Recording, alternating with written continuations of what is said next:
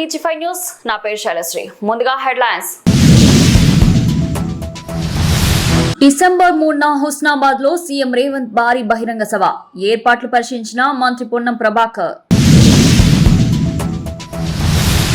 జగిత్యాల కొండగట్లో భారీ అగ్ని ప్రమాదం, ఒక్కసారిగా ఉవ్వెత్తున ఎగిసిపడిన మంటలు, 30 షాపులు భస్మాసురం. బషీర్బాగ్ నుండి జగ్జీవన్ రామ్ విగ్రహం వరకు భారీ బీసీ ర్యాలీ, 42% రిజర్వేషన్లు అమలు చేయాలంటూ MP R Krishnaiah demand. Sarpanch nomination కోసం మహిళ కాళ్లపై పడ్డ వ్యక్తి, మహబూబాద్ లో కాంగ్రెస్ కార్యకర్తల హడావిడి. Lemon tree red box hotel కు బాంబు బెదిరింపు, పోలీసులు అప్రమత్తం. సిద్దిపేట జిల్లా హుస్నాబాద్ లో వచ్చే నెల 3వ తేదీన ముఖ్యమంత్రి రేవంత్ రెడ్డి భారీ బహిరంగ సభకు హాజరు కానున్నారు. హుస్నాబాద్ శివార్లోని ఎన్నె వద్ద మైదానంలో నిర్వహించనున్న సభ ఏర్పాట్లను మంత్రి పొన్నం ప్రభాకర్ పరిశీలించారు.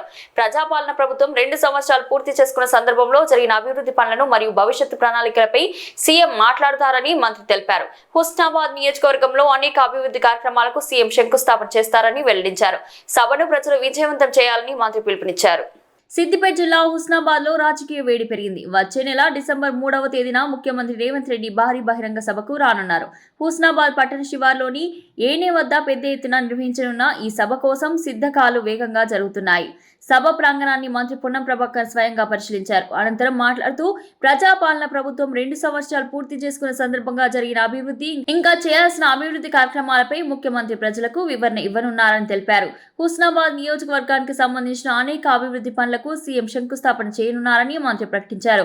ముఖ్యమంత్రి కేబినెట్ మంత్రుల సహకారంతో మిగిలిన సమస్యలను ప్రజల ఆకాంక్షలను అనుగుణంగా పరిష్కరించేందుకు కృషి చేస్తామన్నారు. 4 జిల్లాల మధ్య కేంద్ర బిందువుగా ఉన్న హుస్నాబాద్ నియోజకవర్గాన్ని అన్ని రంగాల్లో అభివృద్ధి చేసే ప్రయత్నం జరుగుతుందని చెప్పారు. ముఖ్యమంత్రి రేవంత్ రెడ్డి సభకు హుస్నాబాద్ నియోజకవర్గ ప్రజలు భారీగా హాజరై విజయవంతం చేయాలని మంత్రి పొన్నం ప్రభాకర్ పిలుపునిచ్చారు. ప్రజాపాలన ప్రభుత్వం 2 సంవత్సరాలు పూర్తి చేసుకుంటున్న సందర్భంగా ఇప్పటివరకు జరిగినటువంటి అభివృద్ధి, ఇంకా చేయవలసిన అభివృద్ధికి సంబంధించిన అంశాలపై హుస్నాబాద్ నియోజకవర్గానికి గౌరవ ముఖ్యమంత్రి గారు 3వ తేదీ నాడు వస్తూ ఉన్నారు. అందుకు సంబంధించి ఈ గ్రౌండ్లో సమావేశం జరగబోతూ ఉంది. సమావేశానికి అందరూ కూడా తరలి రావాల్సిందిగా కోరుతాను. హుస్నాబాద్ నియోజకవర్గ అభివృద్ధికి సంబంధించినటువంటి అనేక ఫౌండేషన్లు, అభివృద్ధి కార్యక్రమాలకు సంబంధించి చేస్తారు. అదేవిధంగా ఇంకా కొన్ని మిగిలిపోయిన సమస్యలకు సంబంధించి కూడా ఈ ప్రాంత ప్రజల ఆకాంక్ష నెరవేర్చే విధంగా ముందుకు పోవడానికి మా ప్రయత్నం చేస్తాం. తప్పకుండా హుస్నాబాద్ నియోజకవర్గం ఇటు 4 జిల్లాల మధ్యలో ఉంది. ఇది అందరికీ అందుబాటులో ఉండేటువంటి కేంద్రంగా విద్య, వైద్యము, పారిశ్రామికరణ, ఉపాధి, ఇరిగేషన్, హెల్త్ అన్ని రకాలుగా అభివృద్ధి చేయాలనే ఆలోచనతోటి ఇంక్లూజివ్ గ్రోత్ అన్ని అంశాలకు సంబంధించి ప్రాధాన్యత ఇస్తూ అన్నీ కలిపి జరిపే ప్రయత్నం చేస్తాను. ముఖ్యమంత్రి గారు సహచర కేబినెట్ మంత్రులు అందరి సహకారంతో ఈ కార్యక్రమానికి అందరూ తరలి రావాల్సిందిగా విజ్ఞప్తి చేస్తాను. చాలామంది పెద్దల మంత్రులు అందరూ కూడా ఇక్కడికి వస్తూ ఉన్నారు. గౌరవ ముఖ్యమంత్రి గారితో హుస్నాబాద్ ప్రాంత ప్రజలందరూ కూడా పేరు పేరున విజ్ఞప్తి చేస్తాను, ఇక్కడికి వచ్చి కార్యక్రమాన్ని విజయవంతం చేయాలి. జగిత్యాల జిల్లా కొండగట్లో భారీ అగ్ని ప్రమాదం సంభవించింది. కరెంట్ షార్ట్ సర్క్యూట్ కారణంగా ఒక్కసారిగా మంటలు చెలరేగి క్షణాల్లో 30 షాపులను గ్రాసించాయి. తడకలు, పడదలు, ప్లాస్టిక్ వస్తువులు ఉన్న దుకాణాలు కావడంతో మంటలు వేగంగా విస్తరించాయి. అగ్నిమాపక సిబ్బంది అక్కడికి చేరుకునే లోపు షాపులు పూర్తిగా కాలిపోయాయి. రాబోయే సమ్మక్క జాతర కోసం తెచ్చిన లక్షల విలువైన సరుకుతో కూడిన దుకాణాలు దగ్ధం కావడంతో చిరు వ్యాపారులు తీవ్ర ఆవేదన వ్యక్తం చేస్తున్నారు. మొత్తం నష్టం సుమారు ₹1 కోటి వరకు ఉంటుందని అంచనా. జగిత్యాల జిల్లా కొండగొట్టులో నిన్న రాత్రి భయానక అగ్ని ప్రమాదం జరిగింది. కరెంట్ షార్ట్ సర్క్యూట్ కారణంగా ఒక్కసారిగా మంటలు చెలరేగాయి. తడకలు, పడదలు, ప్లాస్టిక్ సరుకులు ఉన్న దుకాణాలు కావడంతో మంటలు విపరీతంగా వ్యాపించి క్షణాల్లోనే ఉవ్వెత్తున ఎగిసిపడ్డాయి. ఆ సమయంలో నిద్రలో ఉన్న దుకాణదారులు పరుగులు తీసి ప్రాణాలు కాపాడుకున్నారు. అగ్నిమాపక సిబ్బంది ఘటనా స్థలానికి చేరుకుని మంటలను ఆర్పేందుకు ప్రయత్నించినా మంటల తీవ్రత ముందే 30 షాపులు పూర్తిగా కాలిపోయాయి. రాబోయే సమ్మక్క జాతర కోసం లక్షలాది రూపాయలతో సరుకులు తెచ్చి దుకాణాల్లో పెట్టాము, కానీ క్షణాల్లో అన్ని కాలిపోయాయని వ్యాపారులు వేదన వ్యక్తం చేస్తున్నారు. రాత్రి తమ జీవనాధారం భస్మమైందని బోర్న విలిపించారు. అధికారుల అంచనా ప్రకారం ఈ అగ్ని ప్రమాదంలో ₹1 కోటి వరకు నష్టం జరిగినట్లు తెలుస్తుంది. ఘటనపై దర్యాప్తు కొనసాగుతుంది. నేను దాదాపు 20 సంవత్సరాల నుంచి ఇక్కడే ఉంటున్నాను. 20 సంవత్సరాల నుంచి మేము ఇదే షాప్లో ఉంటున్నాం, ఇక్కడే ఉంటున్నాం. దాదాపు 15 లక్షల మాల్ మేము స్టాక్ తెచ్చుకున్నాం సార్. ఈసారి సమ్మక్క సీజన్ కాబట్టి ప్రతి ఒక్కరం స్టాక్ పెట్టుకున్నాం. ప్రతి షాప్లో 20 లక్షల వరకు మాకు నష్టం జరిగింది సార్. చూడాలి, 25 కుటుంబాలు మొత్తం రోడ్డు మీదకి వచ్చినాయి సార్. మీరెవరైనా చూడాలి. గవర్నమెంట్ మాకేమన్నా సాయం చేయగలరు. 25 కుటుంబాలు మొత్తం ఏం ఆధారం లేకుండా అయిపోయినాం సార్. ప్రతి ఒక్కరం ఇల్లు ఉండేటోళ్ళమే. ఇదే మాకు జీవనం. మా పిల్లల భవిష్యత్తు కూడా మొత్తం ఇది అయిపోయింది. హైదరాబాద్ బషీర్బాగ్ నుండి జగజీవన్ రామ్ విగ్రహం వరకు బీసీ సంఘాల ఆధ్వర్యంలో భారీ ర్యాలీ జరిగింది. స్థానిక ఎన్నికలను వాయిదా వేసి బీసీలకు హామీ ఇచ్చిన 42% రిజర్వేషన్లు వెంటనే అమలు చేయాలని ఎంపీ ఆర్ కృష్ణయ్య డిమాండ్ చేశారు. రిజర్వేషన్ల విషయంలో ప్రభుత్వం నియంతృత్వ ధోరణి ప్రదర్శిస్తుందని తీవ్ర ఆక్షేపణలు వ్యక్తం చేశారు. హైకోర్టు బీసీ కమిషన్ సూచనలు ఉన్నప్పటికీ ప్రభుత్వం స్పందించకపోవడం సిగ్గుచేటని విమర్శించారు. హైదరాబాద్ బషీర్బాగ్ లో బీసీ సంఘాల పిలుపుతో భారీ ర్యాలీ జరిగింది. బషీర్బాగ్ నుండి జగజీవన్ రామ్ విగ్రహం వరకు రాష్ట్ర బీసీ యువజన సంఘం అధ్యక్షుడు జిల్లెపల్లి అంజీ, బీసీ విద్యార్థి సంఘం కన్వీనర్ మోదీ రామ్దేవ్ ఆధ్వర్యంలో ఈ ర్యాలీ సాగింది. కార్యక్రమానికి ముఖ్య అతిథిగా హాజరైన BC JAC chairman MP R Krishnaiah తీవ్ర వ్యాఖ్యలు చేశారు. స్థానిక ఎన్నికలను వాయిదా వేసి బీసీలకు ఇస్తామన్న 42% రిజర్వేషన్లు అమలు చేయాల్సిందేనని ఆయన స్పష్టం చేశారు. బీసీలను మోసం చేస్తూ రోల్ మోడల్ అంటారా అంటూ ప్రభుత్వంపై ప్రశ్నలు సంధించారు. రాష్ట్ర బీసీ కమిషన్ మాజీ చైర్మన్ వక్లాభరణం కృష్ణమోహన్ రావు కూడా ముఖ్య వ్యాఖ్యలు చేశారు. హైకోర్టుకు సమర్పించిన డెడికేటెడ్ కమిషన్ నివేదికలో పద్ధతి పాటించలేదని హైకోర్టు అసంతృప్తి వ్యక్తం చేసిందని, అయినప్పటికీ ప్రభుత్వం ఎన్నికల ప్రక్రియను ముందుకు నెడుతుండడం నియంతృత్వ ధోరణికి పేర్కొన్నారు. బీసీ కమిషన్ స్వయంగా రిజర్వేషన్లో అన్యాయం జరుగుతుందని చెప్పినా ప్రభుత్వం చలనం లేకపోవడం సిగ్గుచేటని కృష్ణయ్య మండిపడ్డారు. ప్రజల ఆత్మగౌరవాన్ని దెబ్బతీసే నిర్ణయాలు తీసుకుంటే శ్రీలంక, బంగ్లాదేశ్, నేపాల్లో జరిగిన పరిణామాలను గుర్తుపెట్టుకోవాలని హెచ్చరించారు. బీసీ సంక్షేమ సంఘం జాతీయ కోఆర్డినేటర్ డాక్టర్ ర్యాగర్షి అరుణ్ కుమార్ మాట్లాడుతూ ప్రజలకు మేలు చేయాల్సిన ప్రభుత్వం రహస్య ఎజెండాతో నడుస్తుందని విమర్శించారు. ప్రజాస్వామ్యం అంటే ప్రజల ఆకాంక్షలకు అనుగుణంగా పాలన, కానీ రేవంత్ ప్రభుత్వం అందుకు విరుద్ధంగా వ్యవహరిస్తుందని దుయ్యబట్టారు. కార్యక్రమంలో మున్నూర్ కాప్ మహాసభ అధ్యక్షుడు కొండ దేవయ్య, బీజేపీ ఓబీసీ మోర్చా అధ్యక్షుడు ఆనంద్ గౌడ్, సి రాజేందర్, అనంతయ్య, భీమరాజ్, లింగయ్య యాదవ్, రాజు నేతతో పాటు బీసీ కుల సంఘాలు, విద్యార్థి యోజన, మహిళా ఉద్యోగ విభాగాల నాయకులు పెద్ద సంఖ్యలో పాల్గొన్నారు. తిరుగుబాటు యాత్ర, ఈ తిరుగుబాటు యాత్ర ద్వారా ఈ ప్రభుత్వానికి తగిన గుణపాఠం నేర్తామని చెప్పి హెచ్చరిస్తున్నాం. ఎందుకంటే మొదటి నుంచి కాంగ్రెస్ పార్టీకి సవాల్ చేస్తున్నాం. ఇప్పుడు కూడా మీకు చిత్తశుద్ధి లేదు. అడుగున ఎన్నికలు పెట్టినప్పటి నుంచి ఇప్పటిదాకా చూస్తుంటే ప్రాసెస్ ఈ 42% రిజర్వేషన్లు పెట్టాలనే చిత్తశుద్ధి ప్రభుత్వానికి లేదు. మొట్టమొదట మీరు అసెంబ్లీలో బిల్లు పాస్ చేశారు. అంతకు ముందులో ఎన్నికలు జరపాలని చూశారు. ఎట్లా జరుపుతారు? మీరు 42 అన్నారు, 42 జరపాలంటే అప్పుడు తప్పని పరిస్థితిలో అనేక సార్లు ధర్నాలు, ఉద్యమాలు చేసిన తర్వాత అసెంబ్లీలో బిల్లు పాస్ చేసి చట్టం చేశారు. తర్వాత బిల్లు పాస్ అయిన తర్వాత వీళ్ళు ఏం చేయాలి? ఆ బిల్లును తీసుకొని ప్రధానమంత్రి దగ్గరికి అఖిలపక్షాన్ని తీసుకొని పోవాలి. పోయినా పోలేదు, అది ఒక భాగం. అంతేకాదు పార్లమెంట్లో వీళ్ళకి నిజంగా చిత్తశుద్ధి ఉంటే పార్లమెంట్లో కాంగ్రెస్ పార్టీ అలయన్స్కు మిత్రపక్షాలకు కలిపి 236 మంది ఎంపీలు అంటే మామూలు ముచ్చట కాదు. అది ఒక బీహార్ ఓటు చోరీ విషయంలో నెల రోజులు మొత్తం పార్లమెంటును బహిష్కరించారు. ఇక్కడ ఒక్కరోజు కూడా బీసీల విషయం లోపల గత పార్లమెంట్ లోపల నేను చెప్పాను మీరు బహిష్కరించండి అని. ఒక్కరోజు కూడా బహిష్కరించలేదు. అంటే మీకు ఎక్కడ చిత్తశుద్ధి ఉంది? పోని బహిష్కరించలేదు. ఒక ప్రైవేట్ బిల్లు పెట్టారా? ప్రైవేట్ బిల్లు పెట్టే అవకాశం ఉంది మీకు. 240 మంది, 36 ప్లస్ 45 240-50 దాకా మంది మెంబర్లు ఉన్నారు. మీరు ప్రైవేట్ బిల్లు పెడితే పాస్ కూడా అవుతుంది. ఎందుకు పెట్టలేదని నేను అడుగుతున్నా. అంతేకాదు అడుగున మీరు ఇప్పుడు ఈ బిల్లు 23కు తగ్గించినాక మేము ఆచరణలో 60% ఇస్తామన్నారు. ఎట్లా మోసం చేస్తున్నారు అంటే ఇది పార్టీ ప్రతిపాదిక మీద సర్పంచ్ ఎన్నికలు జరగవు, ఓన్లీ ఇండిపెండెంట్గా జరుగుతాయి. మేము పార్టీ ప్రతిపాదికగా 42% ఇస్తామని బీసీలను ఇంకా మోసం చేయడానికి మాట్లాడుతున్నాం.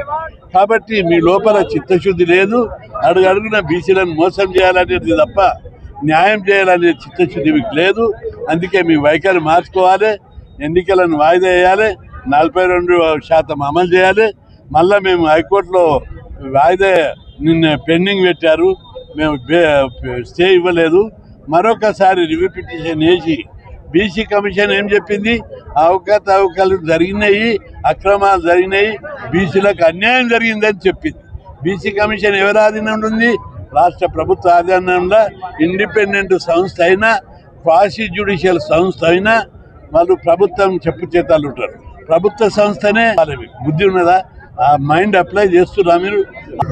ఒక జిల్లా భద్రాచలంలో ఒక్క సర్పంచ్ పదవి బీసీకి రాలేదు. 160 గ్రామాలలో వార్డు మెంబర్ ఒక్కడు కూడా బీసీలకు రాలేదు. ఇంత అన్యాయం పట్ట పగలు కనిపిస్తుంది. లెక్కలు రావా మీకు? మంత్రి సీతక్క, అదేవిధంగా పొన్నం ప్రభాకర్, ఇంకా చాలా మంది మంత్రులు, బట్టి విక్రమార్క బీసీలకు అన్యాయం జరగలేదంటారు. మేము ఓపెన్ గా ఛాలెంజ్ గా సవాల్ చేస్తున్నాం. మీరు ఒక అఖిలపక్ష సమావేశం పెట్టు, అందులో మేము చూపిస్తాం. మహబూబాద్ జిల్లా దంతాలపల్లి మండలం దాట్ల గ్రామంలో పంచాయతీ ఎన్నికల వేళ ఓ విచిత్ర ఘటన జరిగింది.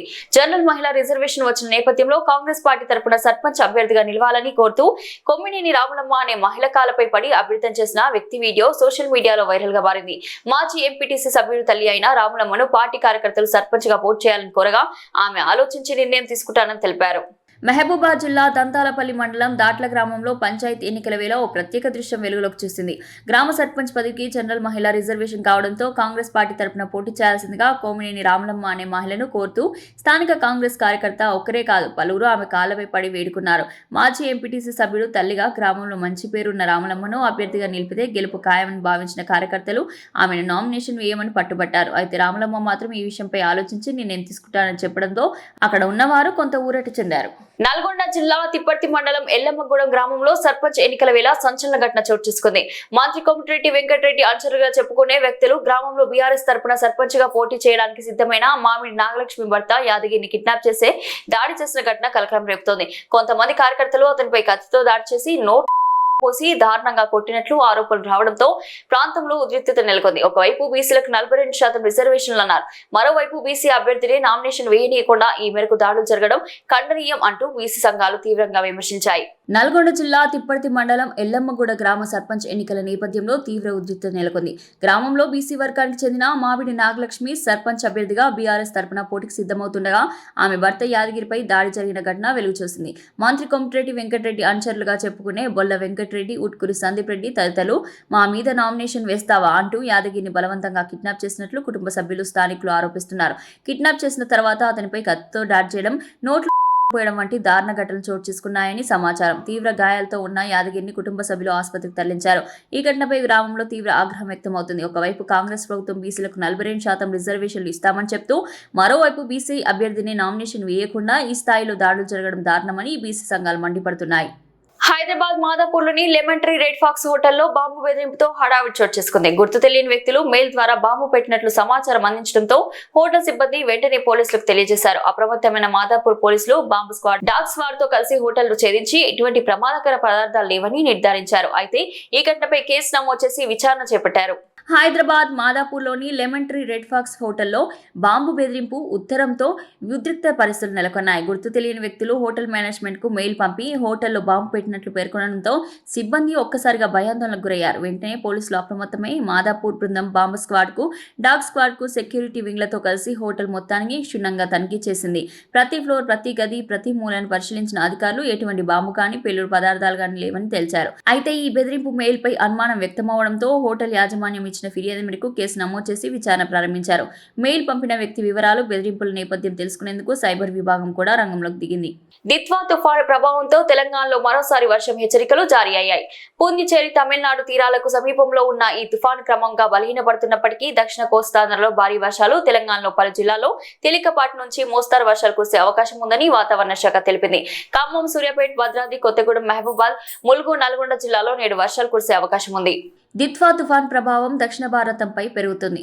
పుందుచేరి, తమిళనాడు తీరాలకు సుమారు 70 కిలోమీటర్ల దూరంలో ఉన్న ఈ తుఫాను క్రమంగా బలహీనపడుతూ రాబోయే 24 గంటలు వాయుగుండంగా మారే అవకాశం ఉందని హైదరాబాద్ వాతావరణ శాఖ వెల్లడించింది.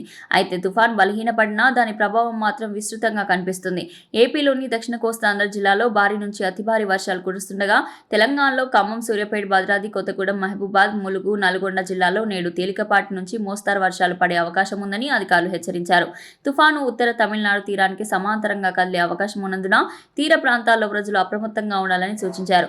30 నుంచి 60 కిలోమీటర్ల వేగంతో బలమైన గాలులు వీచే అవకాశం ఉండడంతో సముద్రం అల్లకల్లోలంగా మారే అవకాశం ఉందని ఐఎండీ తెలిపింది. ఇక చలి తీవ్రత విషయానికి వస్తే ద్విత్వా ప్రభావంతో తెలంగాణ ఉష్ణోగ్రతలు అసాధారణంగా పడిపోయాయి. కొమరంభీం ఆసిఫాబాద్ జిల్లా సిర్పూరు మండలంలో కనిష్ట ఉష్ణోగ్రత 9.7 డిగ్రీల సెల్సియస్గా నమోదై రికార్డు స్థాయిలో చలి పెరిగింది. ప్రజలు తగిన జాగ్రత్తలు తీసుకోవాలని అధికారులు సూచిస్తున్నారు. వర్షపాతం విషయానికి వస్తే ఈ రోజు పలు జిల్లాల్లో భారీ వర్షాలు కురిసే అవకాశం ఉండగా రాబోయే 2 రోజుల పాటు తేలికపాటి నుంచి మోస్తారు వర్షాలు కొనసాగవచ్చని వాతావరణ కేంద్రం తెలిపింది. తిత్వా తుఫాను మొదట శ్రీలంకను తాకినప్పుడు భారీ విధ్వంసం సృష్టించడంతో తమిళనాడు, ఆంధ్రప్రదేశ్, పుదుచ్చేరి ప్రభుత్వాలు ముందస్తు చర్యలు తీసుకున్నాయి. ప్రమాదకర ప్రాంతాల్లో ఎన్డీఆర్ఎఫ్, ఎస్డీఆర్ఎఫ్ బృందాలను మోహరిస్తూ ప్రజలను అప్రమత్తం చేస్తున్నాయి. దక్షిణాఫ్రికాతో ప్రారంభమైన 3 వన్డేల సిరీస్ లో భారత్ విజయంతో ఆరంభించింది. రాంచీ వేదికగా జరిగిన తొలి వన్డేలో ఉత్కంఠభరితంగా పోరాడిన టీమిండియా 17 పరుగుల తేడాతో ఘన విజయం సాధించింది. ముందుగా బ్యాటింగ్ చేసిన భారత్ 349 పరుగుల భారీ స్కోరు సాధించగా ఆఫ్రికా చివరి వరకు పోరాడిన 332 పరుగులకే ఆల్అౌట్ ఓటమి పాలైంది. కోహ్లీ సెంచరీతో చెలరేగి ప్లేయర్ ఆఫ్ ది మ్యాచ్ గా నిలిచాడు. రాంచీ వేదికగా దక్షిణాఫ్రికాతో జరిగిన తొలి వన్డేలో భారత్ అద్భుత విజయాన్ని సొంతం చేసుకుంది. టాస్ కోల్పోయిన బ్యాటింగ్ దిగిన టీమిండియా భారీ స్కోర్ను నిర్మించింది. కెప్టెన్ రోహిత్ శర్మ అర్ధశతకం 57, కేఎల్ రాహుల్ అర్ధ సెంచరీ 60తో మెరవగా అసలైన షో మాత్రం విరాట్ కోహ్లీది. 120 బంతుల్లో 11 ఫోర్లు, 7 సిక్స్లతో కోహ్లీ 135 పరుగులు బాదేశాడు. సఫారీ బౌలర్లను దాటిగా సమర్థంగా ఛేదించిన కోహ్లీ భారత్ స్కోర్ను 349కి చేర్చడంలో కీలక పాత్ర పోషించాడు. అదే మ్యాచ్లో శతకం చేసి ఒకే ఫార్మాట్లో అత్యధిక సెంచరీలు చేసిన ఆటగాడిగా ప్రపంచ రికార్డు కూడా సాధించాడు. 349 పరుగుల భారీ లక్ష్యంతో బరిలోకి దిగిన సౌత్ ఆఫ్రికా ఆరంభంలోనే కుప్పకూలింది. హర్షిత్ రాణా వేసిన 2వ ఓవర్లో రిక్టెల్ డికాన్ ఖాతా తెరవకుండానే పెవిలియన్ చేరగా హర్షదీప్ వేసిన 5వ ఓవర్లో మార్క్రమ్ కీపర్ రాహుల్కు క్యాచ్ ఇచ్చి అవుట్ అయ్యాడు. ఈ దశలో 3 కీలక వికెట్లు కోల్పోయిన ఆఫ్రికా మాథ్యూ 72, డిజార్జీ 39 కలిసి ఇన్నింగ్స్ నిలబెట్టే ప్రయత్నం చేశారు. తర్వాత యాన్సన్ 70 దూకుడుగా ఆడి అలరిస్తూ మాథ్యూతో కలిసి 97 పరుగుల భాగస్వామ్యం అందించాడు. చివర్లో బాష్ 67 దాటిగా పోరాడిన భారత్ను మించలేకపోయింది. 49.2 ఓవర్లలో 332 పరుగులు మాత్రమే చేయగలిగిన సౌత్ ఆఫ్రికా 17 పరుగుల తేడాతో ఓటమి పాలైంది. భారత్ బౌలర్లో కుల్దీప్ యాదవ్ 4 వికెట్లు, హర్షిత్ రాణా 3, హర్షదీప్ 2, ప్రసిద్ధ్ 1 వికెట్ తీసి భారత్కు విజయం అందించారు. Megastar Chiranjeevi, director Anil Ravipudi combination లో వస్తున్న మనశంకర వరప్రసాద్ గారు నుంచి భారీ అప్డేట్ బయటకు వచ్చింది. సినిమాలోని ప్రత్యేక గీతంలో చిరంజీవితో పాటు విక్టరీ వెంకటేష్ కూడా కలిసి స్టెప్లేస్తున్నారు. గచ్చిబౌల్లో ప్రత్యేకంగా వేసిన భారీ సెట్ లో ఈ పాట చిత్రీకరణ సాగుతుంది. మెగాస్టార్ వెంకీ కలిసి డాన్స్ చేయడం ఇదే తొలిసారి కావడంతో అభిమానులు భారీ హైప్ క్రియేట్ అయింది. మెగాస్టార్ చిరంజీవి హీరోగా అనిల్ రావిపూడి దర్శకత్వంలో తెరకెక్కుతున్న మనశంకర వరప్రసాద్ గారు షూటింగ్ వేగంగా జరుగుతుంది. తాజాగా చిత్ర యూనిట్ అభిమానులను ఉత్సాహపరిచే కీలక అప్డేట్ ను విడుదల చేసింది. ఈ సినిమాలోని ప్రత్యేక గీతం చిరంజీవితో పాటు విక్టరీ వెంకటేష్ కలిసి డాన్స్ చేస్తుండడం ఇప్పుడు హాట్ టాపిక్ గా మారింది. గచ్చిబౌలిలో వేసిన భారీ సెట్ లో 500 మందికి పైగా డాన్సర్లతో ఈ పాటను గ్రాండ్ గా చిత్రీకరిస్తున్నారు. భీమ్ సిసోరియా అందించిన ఎనర్జెటిక్ మ్యూజిక్, అనిల్ రావిపూడి స్టైల్లో వచ్చే ఫుల్ మాస్ బీట్ పై ఈ ఇద్దరు స్టార్ హీరోలు స్టెప్పులు వేయడం అభిమానులకు పండగే. చిరంజీవి, వెంకటేష్ ఇద్దరు ఒకే ఫ్రేమ్ లో డాన్స్ చేయడం ఇది సినిమాల చరిత్రలో తొలిసారి. ఇద్దరి మధ్య ఉన్న కెమిస్ట్రీ, ఎనర్జీ, సరదా వాతావరణం ఈ స్పెషల్ సాంగ్ ను మరింత ఆకర్షణీయంగా మారుస్తున్నట్లు చిత్రవర్గాలు చెబుతున్నాయి. తిరుమలలో భక్తుల కోసం మరిన్ని సౌకర్యాలు అందుబాటులోకి వచ్చాయి. శ్రీ పద్మావతి అతిథి గృహాల సముదాయంలో నిర్మించిన నూతన అతిథి భవనాన్ని TTD chairman Naidu, Tamil Nadu governor Ravi కలిసి ప్రారంభించారు. 25 కోట్ల వ్యయంతో నిర్మితమైన ఈ భవనం భక్తుల వసతి అవసరాలను మరింత సులభతరం చేయనుంది. తిరుమల భక్తుల సౌకర్యాల విస్తరణలో భాగంగా టీటీడీ మరో ముఖ్య వసతి భవనాన్ని ప్రజలకు అందుబాటులోకి తీసుకొచ్చింది. శ్రీ పద్మావతి అతిథి గృహాల సముదాయంలో నిర్మించిన శ్రీ భాగ్య నూతన అతిథి భవనాన్ని తమిళనాడు గవర్నర్ శ్రీ రవి గారితో కలిసి టీటీడీ చైర్మన్ నాయుడు భక్తుల కోసం అంకితం చేశారు. మాజీ బోర్డు సభ్యులు శ్రీ శేఖర్ సాయంతో 25 కోట్ల వ్యయంతో నిర్మితమైన ఈ కొత్త అతిథి గృహం మొత్తం 12 సౌకర్యవంతమైన గదులతో రూపుదిద్దుకుంది. భక్తుల కోసం మరింత నాణ్యమైన సౌకర్యాలు లభించేందుకు ఈ కొత్త భవనం సహాయపడుతుందని అధికారులు తెలిపారు. ఈ కార్యక్రమంలో టీటీడీ అదనపు ఈవో శ్రీ వెంకయ్య చౌదరి, పాలక మండలి సభ్యులు భాను ప్రకాష్ రెడ్డి, నరేష్, జానకిదేవి, చంగా కృష్ణమూర్తి తదితరులు పాల్గొన్నారు. బులెటిన్ ముగించే ముందు హెడ్లైన్స్ మరోసారి. డిసెంబర్ 3న హుస్నాబాద్ లో సీఎం రేవంత్ భారీ బహిరంగ సభ, ఏర్పాట్లు పరిశీలించిన మంత్రి పొన్నం ప్రభాకర్. జగిత్యాల కొండగట్లో భారీ అగ్ని ప్రమాదం, ఒక్కసారిగా ఉవ్వెత్తున ఎగిసిపడిన మంటలు, 30 షాపులు భస్మాసురం. బషీర్బాగ్ నుండి జగ్జీవన్ రామ్ విగ్రహం వరకు భారీ బీసీ ర్యాలీ, 42% రిజర్వేషన్లు అమలు చేయాలంటూ MP R Krishnaiah demand. Sarpanch nomination కోసం మహిళ కాళ్లపై పడ్డ వ్యక్తి, మహబూబాద్ లో కాంగ్రెస్ కార్యకర్తల హడావిడి. Lemon tree red Fox hotel కు బాంబు బెదిరింపు, పోలీసులు అప్రమత్తం. ఇది ఈ రోజు బులెటిన్. మరో బులెటిన్ లో మళ్ళీ కలుద్దాం. అంతవరకు సెలవు.